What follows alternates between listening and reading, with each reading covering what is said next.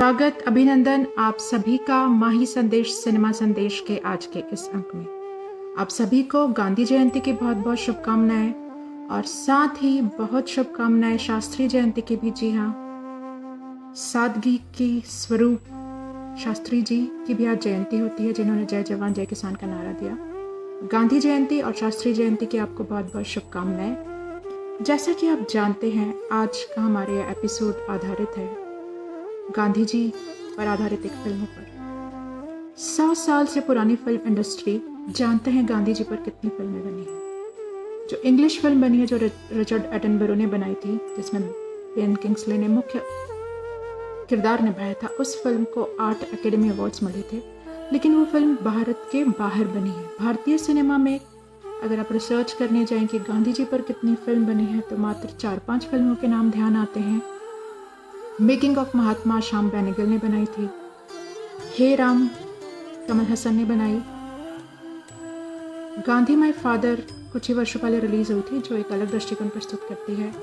और एक अच्छी फिल्म जो कि सुपर डुपर हिट हुई थी, वो थी लगे रहो मुन्ना भाई, जो राजकुमार हिरानी द्वारा निर्देशित थी और जो विधु विनोद चोपड़ा प्रोडक्शंस ने बनाई थी।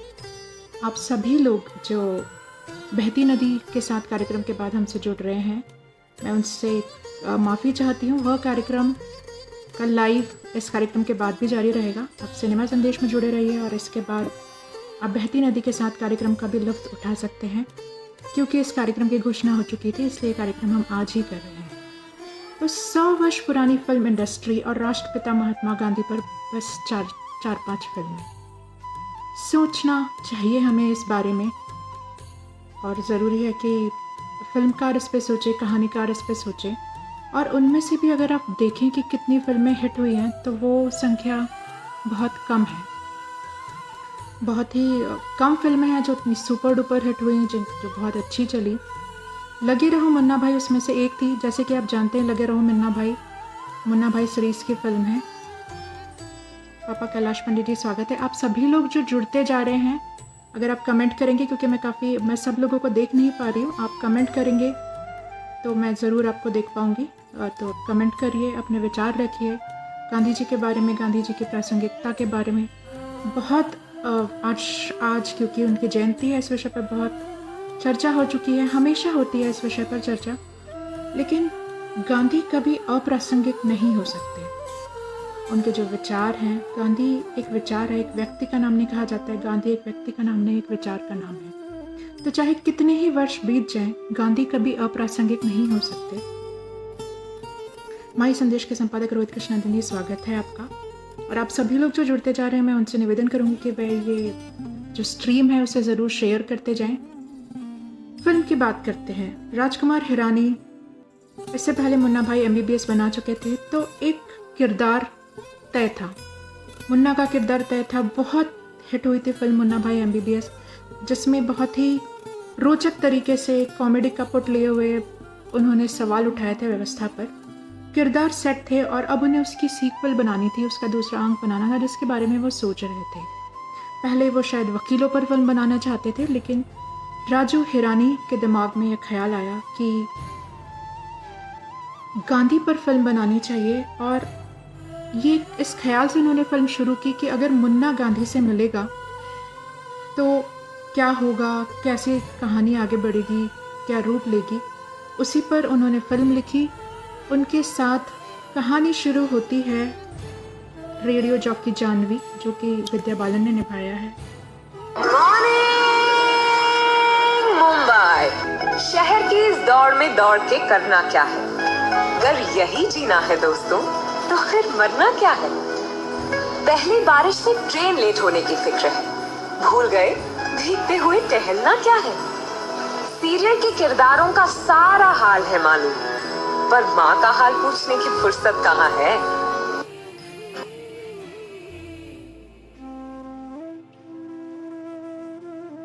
राजकुमार हिरानी जो निर्देशक,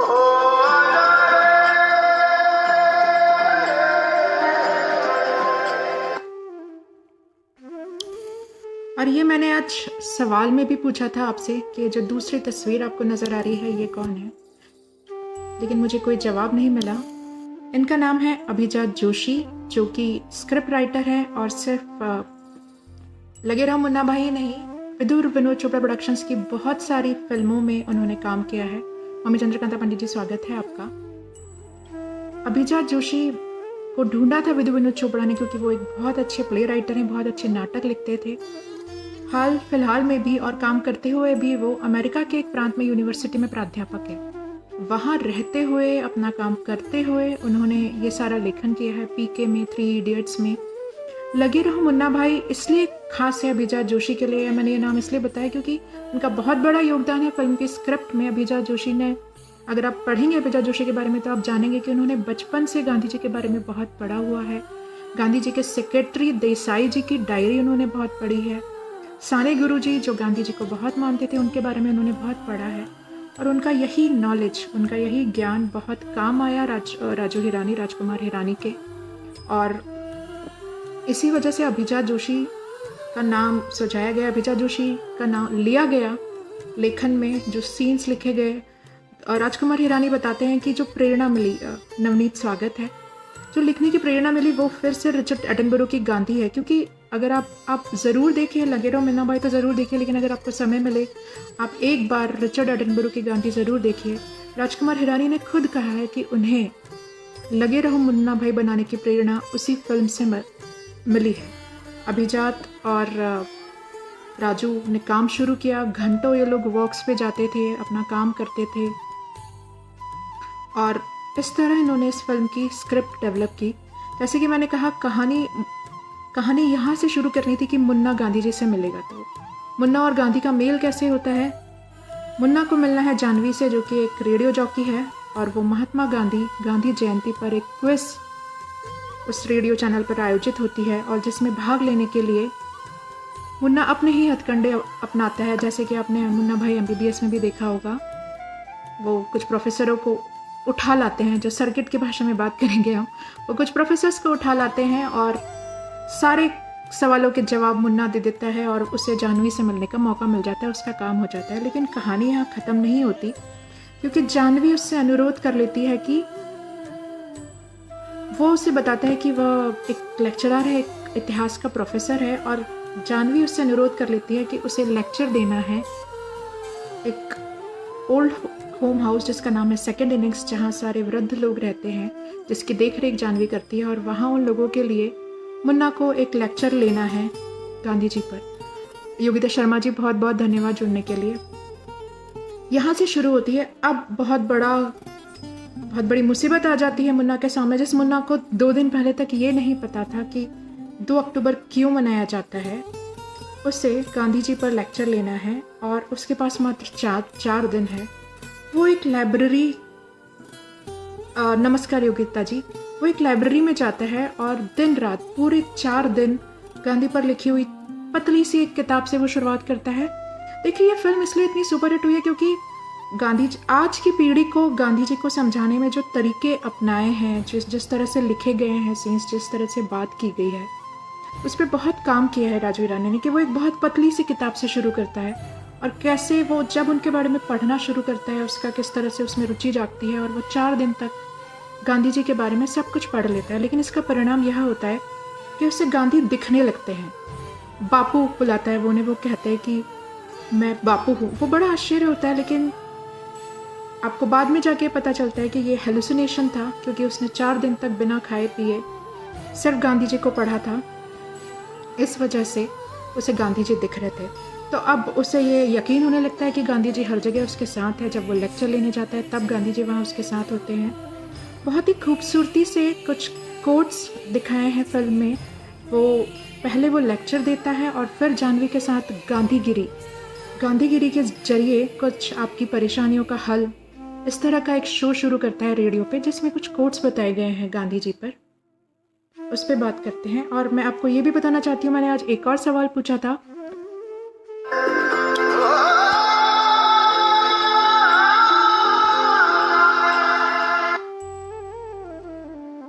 आपको ये कलाकार का नाम पहचानना था। इनका नाम है दिलीप प्रभावलकर।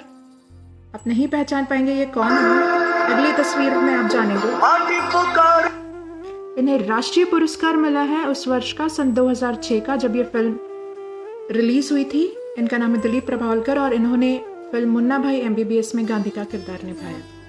तो कास्टिंग फिल्म की, क्योंकि मुन्ना और सर्किट तो तय थे, ये कुछ कास्टिंग अलग से की गई थी विद्या बालन की और दिलीप प्रभावलकर की। काफ़ी लोगों को ढूंढने के बाद डायरेक्टर और प्रोड्यूसर यहाँ पर, और बहुत ही उम्दा अभिनय किया है दिलीप ने इसमें, और उसका उन्हें फल भी मिला। उन्हें उस वर्ष का राष्ट्रीय पुरस्कार मिला, एक्टिंग में नेशनल पुरस्कार मिला।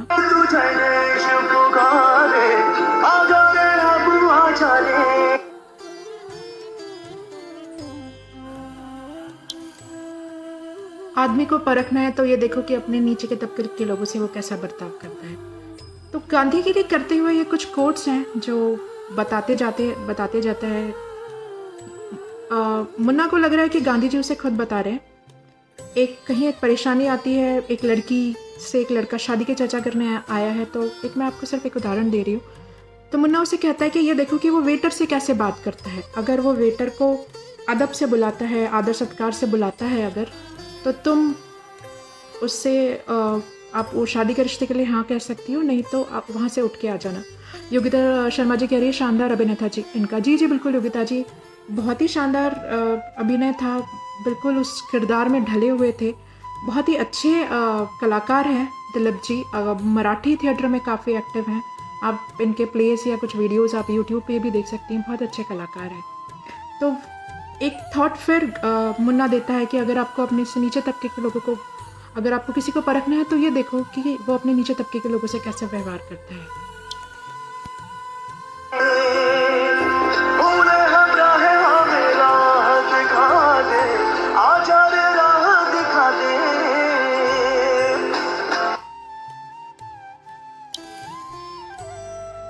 एक दिन गुस्से में मुन्ना सर्किट को एक चांटा मार देता है। किसी बात पर उनका वो हो जाता है कि तुझे बापू दिख रहे या नहीं दिख रहे, इसी बात पे, और वो बहुत परेशान रहता है पूरी रात। फिर उसे बापू नज़र आते हैं और वो पूछता है कि मैं क्या करूँ इस सिचुएशन में। वो कहते हैं कि जाके अपने दोस्त से माफ़ी मांगो, और साथ में वो ये भी कहते हैं कि चांटा मारना आसान है, माफ़ी मांगना बहुत मुश्किल। ये बहुत छोटी छोटी बातें हैं। अगर आप गांधी जी को डिटेल में पढ़ेंगे तो और भी गहराई से इन चीज़ों को समझेंगे, लेकिन ये चीज़ें हैं जो हम कर सकते हैं। ये चीज़ें हैं, वो सारी बातें हैं जो इस फिल्म में दिखाई गई हैं, जिसका असर हुआ है, जो लोगों ने स्वीकारा है, जो लोगों ने समझी है। हमें कभी हमें गुस्सा आ जाता है, क्रोध आ जाता है, हम बड़ी आसानी से किसी को कुछ अपशब्द कह देते हैं या चाटा मार देते हैं या किसी हिंसा पे उतारू आ जाते हैं। लेकिन जब उसी चीज़ के लिए हमें माफ़ी मांगने को कहा जाए, सोचिए हमें कितनी तकलीफ़ होती है, हमें कितनी हिचकिचाहट होती है। तो वो एक और बात जो इस फिल्म के ज़रिए गांधीगिरी करते हुए उन्होंने बताई।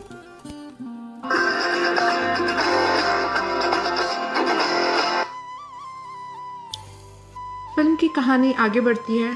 जानवी के पास जो सेकंड इनिंग हाउस है वो लकी सिंह को चाहिए। लकी सिंह एक बिल्डर है जिसे अपनी बेटी के होने वाले ससुर के लिए वो बंगला खाली करवाना है, और वो बंगला खाली करवाने के लिए उसे वही घर चाहिए क्योंकि उसमें उसने कुछ करोड़ों का इन्वेस्टमेंट किया हुआ है। मुन्ना अभी तक लकी सिंह के लिए ही काम करता था। पहले सारे घर मुन्ना ही खाली करवाता था, लेकिन अब लकी सिंह मुन्ना को नहीं बता सकता क्योंकि उसे पता चला है कि वहाँ जानवी अपने उन्हीं सारे, जिन्हें वो बच्चे कहती है, जो वृद्ध लोग हैं, उनके साथ वहाँ रहती है। वो उन सबको कुछ प्लानिंग करके गोवा भेजता है और सर्किट को कह के, सर्किट नहीं जानता कि वही घर है, वही घर तुड़वाने की कोशिश करता है। जब वो लोग गोवा से लौटते हैं तो पशुपेश में आ जाते हैं कि अब क्या करें। मुन्ना एक गुंडा है, सर्किट उसके साथ है, वो कुछ भी करके, वो आसानी से बल का प्रयोग करके लकी से लड़ के वो चाबी ले सकता है। लेकिन क्योंकि अब उसने गांधी जी को पढ़ लिया है, बापू उसके साथ चल रहे हैं, वो अपना हर काम बापू से पूछ के करता है, तो वो फिर बापू से पूछता है कि मैं क्या करूं। बापू उसे कहते हैं कि मारो मत, लड़ो मत, सत्याग्रह करो। गांधी जी के सत्याग्रह को इस फिल्म में इस तरह से दिखाना, आपको अगर फिल्म के सीन याद हो तो पूरे सेकंड इनिंग्स के लोग, जानवी और मुन्ना, सर्किट और सभी वृद्ध लोग अपना पूरा तामझाम लेके, जो कहा जाए, अपना घर, गैस सब लेके लकी सिंह के घर के आगे धरना दे देते हैं। और मुन्ना ये कह के भी आता है कि चाबी तुम खुद मुझे दोगे और मैं तुम्हें हाथ भी नहीं लगाऊंगा।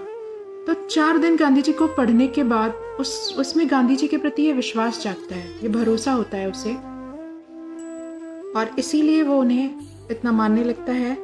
लड़ाई शुरू होती है। लकी सिंह फिर कहते हैं कि मेरे पास पुलिस है, पावर है, पैसा है।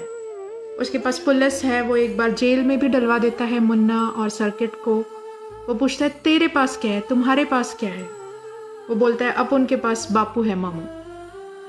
छोटा सा एक सीन लेकिन बहुत बड़ी बात कि मेरे पास बापू है, मेरे पास बापू के सिद्धांत हैं और मैं उन्हीं सिद्धांतों पर चलते हुए मैं तुमसे ये बंगला वापस लूंगा,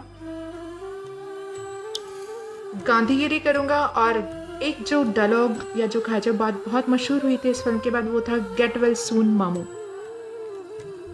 बहुत लोगों को फूल भेजे गए, बहुत करप्ट लोगों को फूल भेजे गए इस फिल्म के रिलीज के बाद। आपको ध्यान होगा कि किस तरह इस फिल्म में गांधी जी बापू के कहने पर या उनके समझाने पर रोज ढेरों फूल भेजे गए लक्की सिंह के पास। अपने रेडियो चैनल के जरिए भी जानवी और मुन्ना ने अपने सभी सुनने वालों को कहा कि वो बीमार है। देखिए सोच बताई गई है, लेकिन असल में अगर कोई कुछ गलत काम कर रहा है वो मानसिक रूप से बीमार है। अगर कोई करप्ट है, कोई हिंसा पे उतारू है, कोई गलत काम कर रहा है, तो इसका सीधा सा मतलब ये है कि वो मानसिक रूप से बीमार है और उसको एक्चुअली में गेट वेल सून कहने की ज़रूरत है। जो तरीका इसमें बताया गया बहुत मशहूर हुआ ये काम, और अगर आप पढ़ेंगे फिल्म के बारे में तो आप जानेंगे कि इस चीज़ का उपयोग किया गया। ये मैं हमेशा कहती हूँ सिनेमा एक बहुत सशक्त माध्यम है और इसीलिए सिनेमा ये प्रभाव कर सकता है। जो सिनेमा कर सकता है शायद वैसा प्रभाव बहुत कम चीज़ों का पड़ता है, और बिल्कुल इस फिल्म में इस सिनेमा ने वो सब किया। इस फिल्म के रिलीज़ के बाद बहुत करप्ट लोगों को फूल भेजे गए, गेट वेल सून कहा गया। नई युवा पीढ़ी ने गांधी को पढ़ना शुरू किया, गांधी को समझना शुरू किया। तो ये प्रभाव था उसका। वो कहता है मेरे पास बापू है। इस तरह वो जेल में भी डलवा देते हैं उनको सर्किट और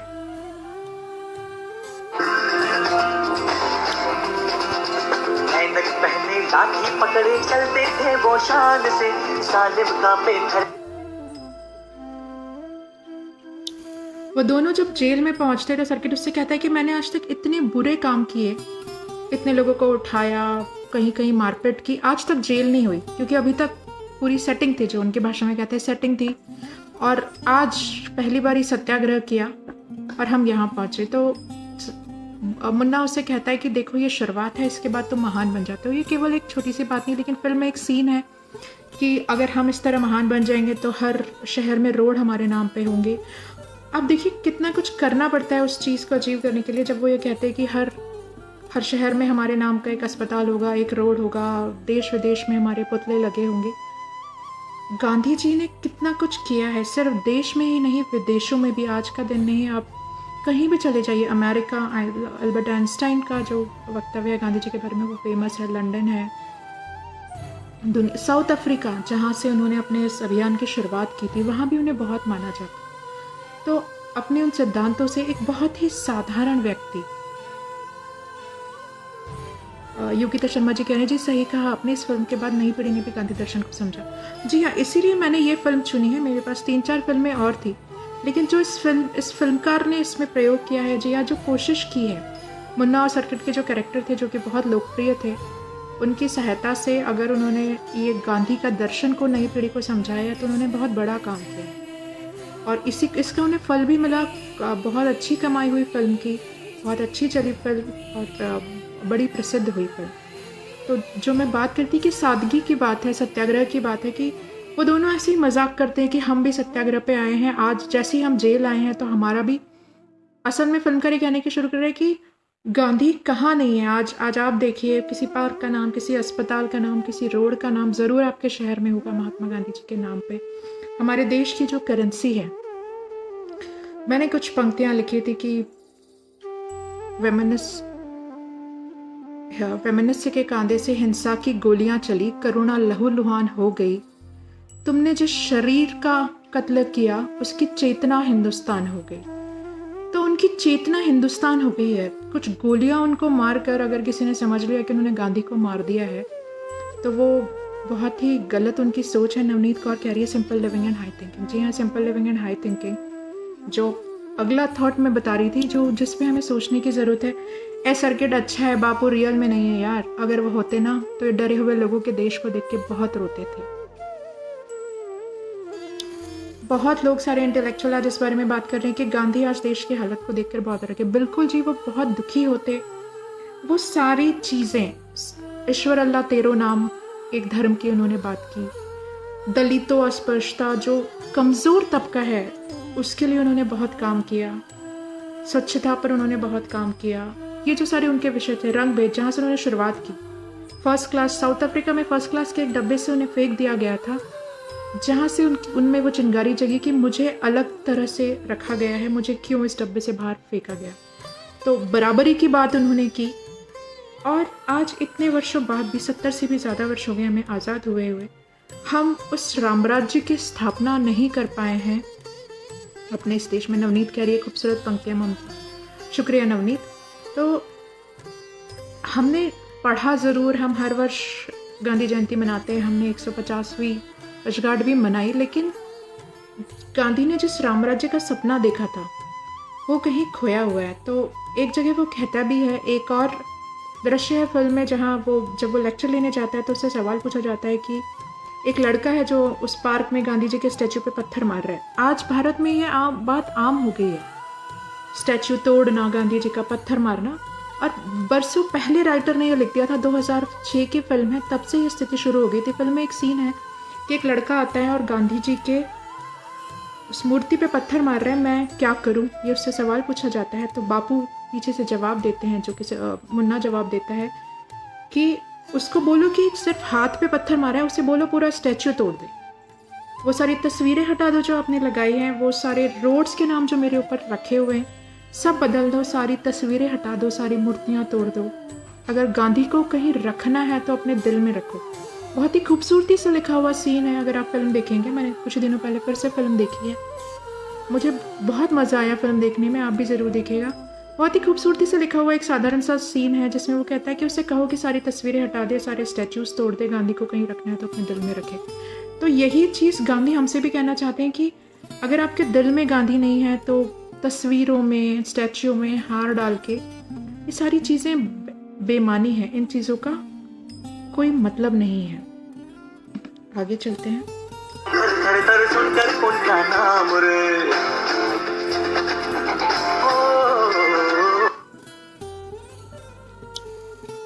बोले तो गांधीगिरी जिंदाबाद। और आखिर में यही होता है, वो जेल जाता है मुन्ना, और एक ऐसी सिचुएशन आती है जिसमें खुद लकी सिंह, जो कि फिल्म का विलन है, जो वो बिल्डर उससे हथियाना चाहता था, उसकी बेटी ऐसे पसोपेश में फंसी होती है, वो अपनी शादी के मंडप से भाग जाती है और मुन्ना उसे समझा बुझाकर फिर घर भेजता है। तब जाकर लकी सिंह को यह एहसास होता है कि वो गलत था। तो गांधी जी के सिद्धांतों पे चलते हुए वो जीत जाते हैं, वो अचीव कर लेते हैं, वो पा लेते हैं जो चाहते हैं। लकी सिंह खुद जेल आता है, साथ में लेकर आता है सेकेंड इनिंग्स की चाबी। तो फिर जो कहा गया है फिल्म में बार बार, गांधीगिरी जिंदाबाद, और भी बहुत सारे इंस्टेंसेस है जहाँ ये चीज़ यूज़ हुई है। और ये जो स्लोगन है गांधीगिरी है, बहुत लोकप्रिय हुआ इस फिल्म के बाद, काफ़ी चला, लोगों ने समझा, जाना उनके दर्शन को। था उनका छोटा सा और सरपट उनकी चाल रे, दुबले से पतले से थे वो चलते सीधा तौर। फिल्म को अवार्ड्स, मैं फिल्म के बॉक्स ऑफिस कलेक्शंस की बात नहीं करूंगी, आप देख सकते हैं जाके, करोड़ों की कमाई की है, देश में विदेश में नहीं। ब्रिटिश, उसके लिए एक खास DVD वर्जन लॉन्च किया गया। बहुत सारी यूनिवर्सिटीज़ ने, विदेशी यूनिवर्सिटीज़ ने, जी हाँ, लंदन की यूनिवर्सिटी, अमेरिका की कुछ यूनिवर्सिटीज़ में इस फिल्म की खास स्क्रीनिंग हुई है।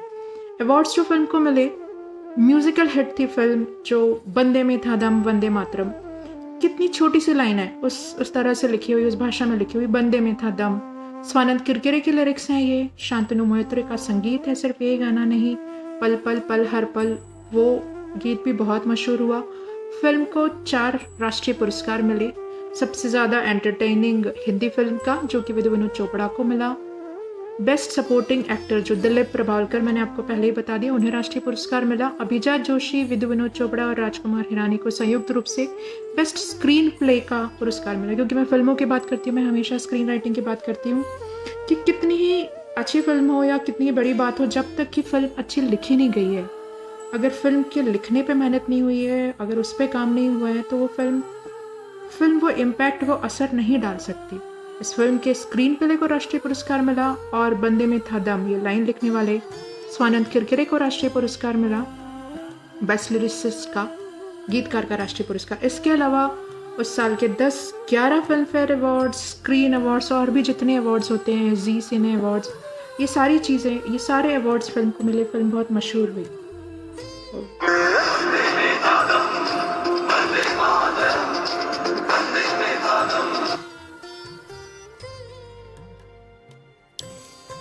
फिल्म कान फिल्म समारोह का भी अंग थी, वहाँ पे भी दिखाई गई, बहुत सुपर हिट हुई। योगिता शर्मा जी कह रही बहुत सुंदर बातें कही आपने जी। योगिता जी बहुत बहुत शुक्रिया आपके इस प्रोत्साहन के लिए। इसके अलावा भी मैं कुछ बातें जो करना चाहती हूँ, आज भी हम देख रहे थे, हम पिछले कुछ वर्षों से देख रहे हैं, हर बार गांधी जयंती पर इस देश में गोट से भी ट्रेंड होता है। मुझे समझ नहीं आता कि मैं गांधी जी को गोली मारने वालों को किस तरह समझाऊं कि आप किसी हत्यारे को अगर ट्रेंड कर रहे हैं तो मेरे लिए बहुत मुश्किल है आपको गांधी को समझाना। लेकिन फिर भी मैं इस नई पीढ़ी को आखिर के कुछ समय लेकर ये कहना चाहती हूँ कि आप गांधी को एक बार पढ़िए, समझिए उनको ज़रूर। ये सोशल मीडिया और जो फेसबुक या जो कुछ अपनी राजनीतिक विचारधारा को एक तरफ रख के एक बार ज़रूर गांधी को पढ़िए, समझिए। और फिर भी पढ़ के या समझ के आपको गांधी नहीं मिलेंगे, गांधी को खोजना पड़ता है। जैसे ईश्वर के बारे में कहा जाता है, ईश्वर को खोजना पड़ता है। ईश्वर को तो आप किसी एकांत में जाके, कहीं वन में जाके, कहीं हिमालय पर जाकर खोज सकते हैं, लेकिन गांधी को आपको इसी कोलाहल में खोजना पड़ेगा। जैसे हम किसी को कहते नहीं कि हमें ईश्वर दिख गए, हमें ईश्वर के होने का एहसास होता है। जब आप गांधी जी को पढ़ेंगे, उनके विचारों को जानेंगे, जीवन में कहीं एक क्षण आता है जहाँ हमें ईश्वर के होने का एहसास हो जाता है। और ऐसे ही अगर आप गांधी जी को पढ़ेंगे, गांधी को समझेंगे, तो आपके जीवन में देर या सवेर एक दिन वो क्षण ज़रूर आएगा जब आपको गांधी जी के सिद्धांतों का, उनके होने का महत्व समझ में आएगा। आपको ये समझ में आएगा कि इस देश के लिए उनका क्या योगदान है, उन्होंने क्या किया है। तो अपनी तलाश जारी रखिए। गांधी को खोजना पड़ता है, गांधी को समझना पड़ता है। इतनी आसानी से सिर्फ गोड से ट्रेंड करने से गांधी नहीं मिलते। जैसे गांधी जी ने खुद कहा, आप ट्रेंड कर लीजिए गोड से, उससे गांधी खत्म नहीं होने वाले। गांधी एक विचार है, वो इन चीज़ों से ख़त्म नहीं होने वाले। एक मौका दीजिए ज़रूर अपने आप को कि हम उसका दूसरा पक्ष भी जानें, उसका दूसरा पक्ष भी समझें। तो मेरी यही विनती है। इस कार्यक्रम में जुड़ने के लिए, यहाँ आने के लिए आप सबका बहुत बहुत शुक्रिया। आज का मैं अपना कार्यक्रम यहीं समाप्त कर रही हूँ। मैं आपसे फिर मिलूंगी अगले हफ्ते माही संदेश, सिनेमा संदेश में। और जैसे कि मैं हमेशा कहती हूँ, इसको शेयर करना मत भूलिए। आप सभी लोग जो ये कार्यक्रम देख रहे हैं, अपनी पोस्ट पे, सब जगह प्लीज़ आप ये कार्यक्रम शेयर ज़रूर करिएगा। जुड़ने के लिए आप सबका बहुत बहुत शुक्रिया, बहुत धन्यवाद। मैं आपसे मिलती हूँ अगले हफ्ते।